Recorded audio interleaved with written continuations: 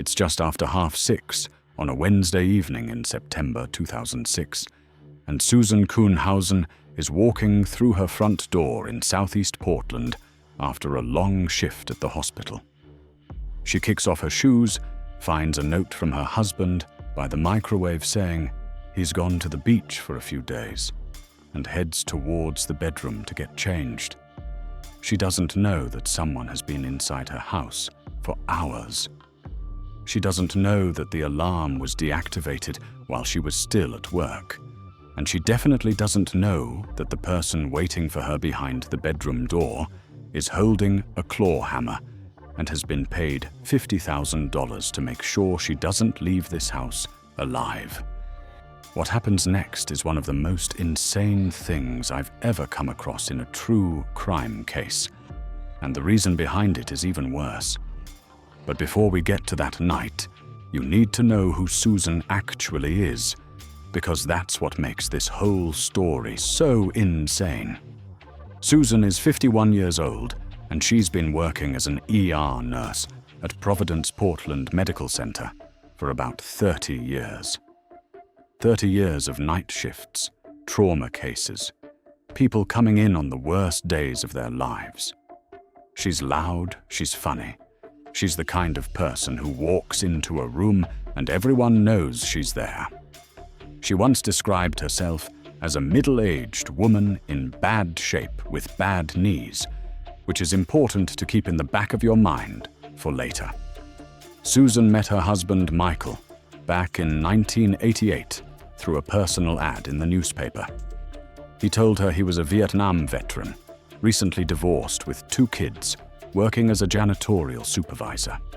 They started dating, he moved into her place in Portland, and after about a year they got married in Reno. For a while, things are good. Susan adores his kids. She feels like they've got a proper little family, and life is stable. But as the years go on, Michael starts to change. His anger gets worse, his anxiety gets worse, and he becomes this withdrawn, unpredictable person that Susan doesn't really recognize anymore. By 2006, after nearly 18 years of marriage, Susan has finally had enough. She tells Michael to get out of the house and that she wants a divorce. Now here's the thing.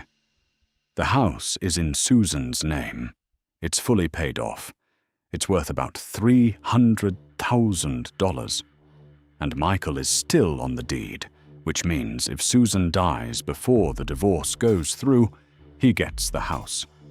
So instead of accepting the situation, instead of fighting it through lawyers like a normal person, Michael Kuhnhausen decides he wants his wife dead. And he doesn't just sit around thinking about it either. He goes out and actively tries to find someone to do it. He approaches 3 separate people and asks them to murder Susan. All 3 say no. But then he finds Edward Haffey. Haffey is 59 years old. He's got a long criminal record, including a previous conspiracy to commit murder charge, and he's addicted to crack. Michael actually knows him from work because he'd hired Haffey a couple of years earlier to clean floors at an adult video store he managed. Haffey is broke, he's desperate, and when Michael offers him $50,000 to go to the house and kill Susan, he says yes. The plan is to make it look like a burglary that went wrong when Susan came home in the middle of it. Michael gives him the alarm code so there won't be any signs of forced entry. On September 6th, Michael leaves that note for Susan by the microwave and disappears. Haffey lets himself into the house, turns off the alarm, and hides in the bedroom behind the door with the hammer and a pair of yellow rubber gloves. And he waits. So now we're back to that evening. Susan walks into the bedroom, and the second she steps through the door, Haffey comes out from behind it and brings the hammer down on the left side of her head. Hard. And this is where everything goes completely sideways for him, because Susan Kuhnhausen doesn't do what he's expecting. She doesn't scream, she doesn't collapse, she doesn't try to run. Something in her brain just switches on. 30 years of working in emergency rooms, dealing with violent patients, reacting in crisis situations, all of it kicks in at once. She says later that she knew instantly this man was there to kill her. She didn't know who he was or why, but there was zero doubt in her mind about what was happening. Susan gets in close to Haffey, so he can't get a proper swing with the hammer. She wrestles it out of his hands and starts hitting him with it. He manages to get it back at one point, but she grabs him by the throat and squeezes until his face goes purple. She lets go and tries to run out of the house to get help, but Haffey catches her in the hallway and starts punching her in the face. So Susan pulls him down to the floor and bites him, hard, on his arm and his thigh. And she's doing this deliberately, because she's thinking that if she doesn't make it out of this alive, she wants her teeth marks on this man's body, so that investigators can link her death to him. But Susan does make it out alive. She gets Haffey into a chokehold and holds on until he stops moving. Then she runs to her neighbor's house. The neighbor calls 911 and tells the operator that Susan thinks she's strangled the intruder. When paramedics arrive, they confirm that Edward Haffey is dead. His autopsy later shows he had a near-lethal amount of cocaine in his system during the attack. The next day, Susan goes back to the house with a friend and finds a backpack in the basement that she's never seen before. Inside is Haffey's day planner with a note that says, "Call Mike. Get letter." There's an envelope with Michael's phone number on it and a pay stub from the same company Michael works for. The alarm had been turned off while Susan was at work, and Michael was the only other person who had the code.